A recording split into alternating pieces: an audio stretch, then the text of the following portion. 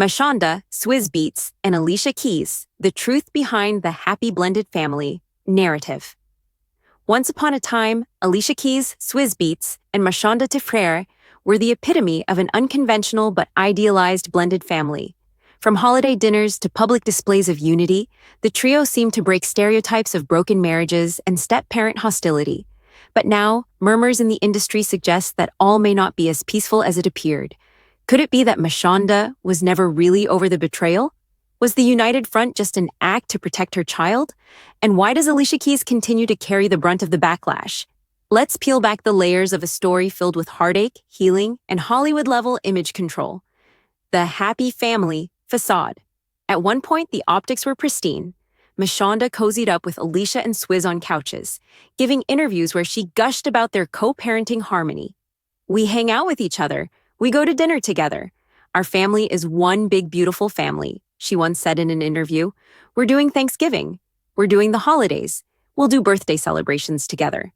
To fans, it seemed like a miracle. Here was a woman scorned, Mashonda, who not only forgave her ex-husband but embraced the woman he left her for. It was an image of evolved maturity and emotional intelligence. But for many viewers, something always felt off. Mashonda's serenity seemed too good to be true, and behind the praise was a public still whispering about Alicia's role in tearing apart a marriage. And now, people are beginning to speculate that Mashonda's long-standing participation in the peaceful facade was more about her son than her own emotional healing. Alicia and Swizz, the origins of a love born in chaos. Swizz Beatz and Alicia Keys were both born in New York, immersed in the vibrant hip-hop scene from a young age. They first crossed paths as teenagers through mutual friends, but their romantic story didn't begin until years later, after Swizz had already married and started a family with Mashonda. Alicia, in her memoir More Myself, recounted that she wasn't initially interested in Swizz. He seemed flashy and superficial to her, rolling deep with his Bronx crew, flaunting diamonds and expensive cars. "I wanted nothing to do with that scene or with Swizz," she wrote.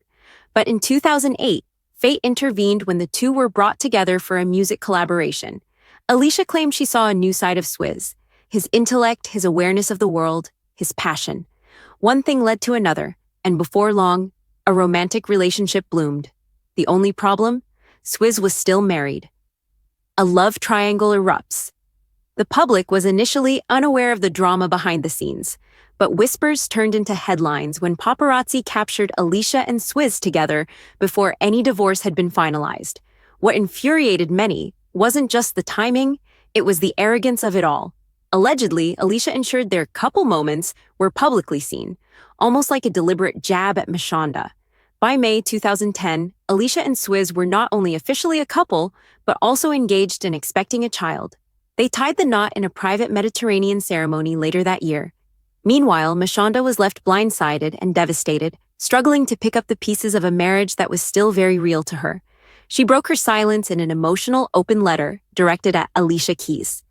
The letter came after Alicia posted a cryptic tweet that read, "Is it better to go with the choice that is smart or the choice that has spark?" Mashonda saw this as a brazen reference to the affair and couldn't stay quiet any longer. "You know what you did," she wrote. "You know the role you played, and you know how you contributed to the ending of my marriage." Her message wasn't just about Alicia. It was a cry of pain from a woman who had tried for over 2 years to handle things privately, only to be met with what she described as selfishness and lack of concern for her and her son. Alicia's reputation? A tarnished superwoman? Alicia Keys had long been seen as the soulful, conscious artist who uplifted women with empowering anthems like Superwoman and A Woman's Worth. Her fan base was loyal, believing her to be a beacon of grace, authenticity, and feminist power. So when Mashonda's open letter exposed her as a potential homewrecker, fans were shook. The backlash was swift and cutting. Many questioned the sincerity of Alicia's music. How could someone who sang about dignity and respect participate in tearing another woman's home apart? The Alicia Keys is a homewrecker narrative became a stain on her brand, one that some fans have never let go of. And yet Swizz Beatz rarely received the same level of criticism. He was the married party, the father, the man who had allegedly moved Alicia into the family home while still married to Mashonda. But for reasons many still can't explain, Alicia bore the brunt of the public's anger. Was Mashonda just playing nice? For a long time, Mashonda maintained the blended family image with poise. She joined the couple for interviews, appeared in family photos, and co-authored a book about peaceful co-parenting. In her 2018 memoir Blend, she even expressed regret for the open letter, claiming it came from a place of ego and pain. But now that her son with Swizz is older and the parenting responsibilities are shifting, speculation has returned. Was Mashonda ever truly okay with how things went down? Insiders claim that she's been expressing more raw feelings lately, possibly finally allowing herself to be honest after years of suppressing emotions for her son's sake. After all, she admitted in interviews that her main reason for cooperating with Alicia was to minimize the trauma on her child. "I wasn't okay," she confessed. "I'm human. I'm a woman. It's not 100% natural to be okay with it until everyone is fully healed." Keeping enemies close? In hindsight, some now question whether Mashonda's close interactions with Alicia were genuine or strategic. Was it a matter of keeping your enemies close? Did she ever fully trust Alicia, or was she simply playing along for survival? Rumors have also resurfaced that Mashonda still privately resents Alicia for allegedly sneaking around with Swizz while pretending to befriend her. There are claims, unverified of course, that Alicia moved into their home under the guise of making music, all while plotting to take her husband. As if that weren't messy enough, internet gossip also dredges up past rumors about Alicia allegedly dating women, with stories of a physical altercation with a girlfriend in Aruba, making rounds online back in the day.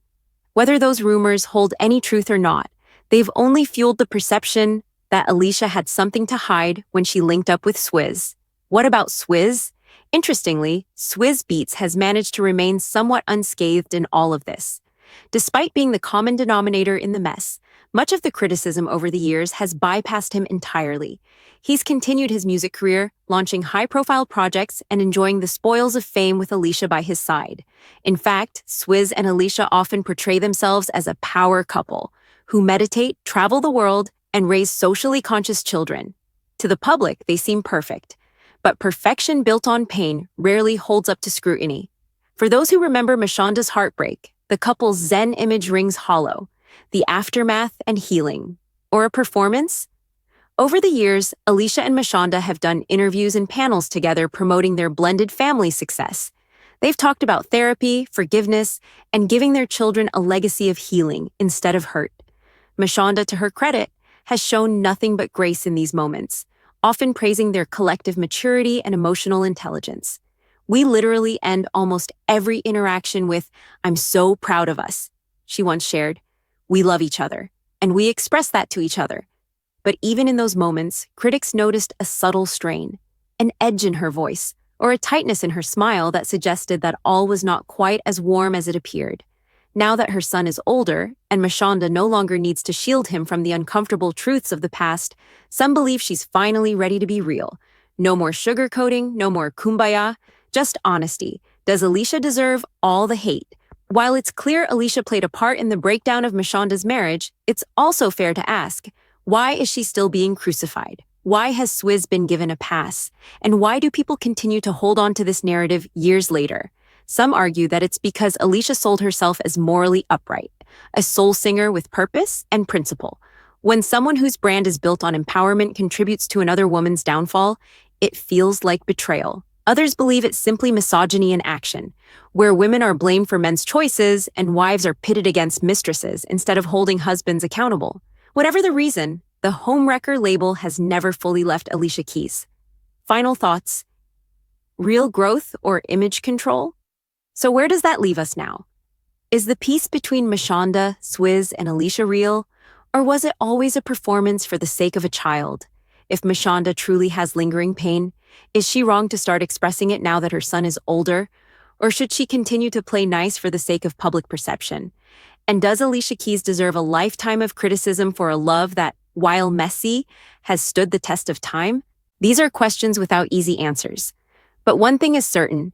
Beneath the beautiful Instagram photos and polished interviews, there lies a complex web of love, betrayal, healing, and human imperfection. And in the end, maybe that's what makes this story so captivating. It's not about villains and saints. It's about people, real, flawed, hurting, and trying.